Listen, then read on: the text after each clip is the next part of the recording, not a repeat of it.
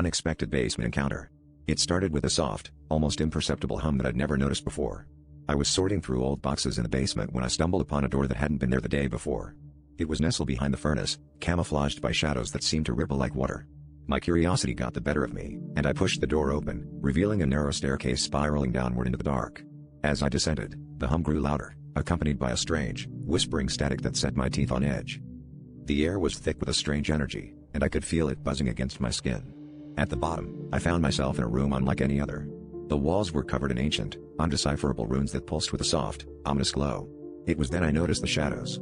They moved independently of any light source, slithering across the floor like living creatures.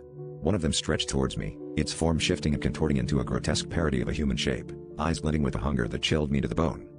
I was rooted in place, unable to tear my gaze from the shadowy figure.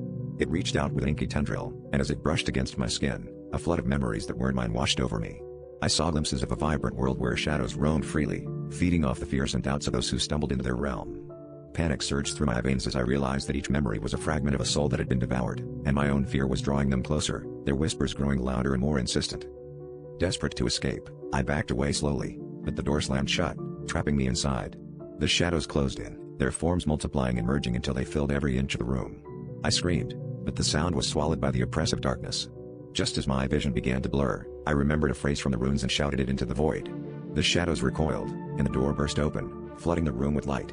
I stumbled back into the basement, heart pounding, with the knowledge that the portal was sealed, for now. Yet, deep down, I knew the shadows were still hungry, waiting patiently for their next unwitting visitor.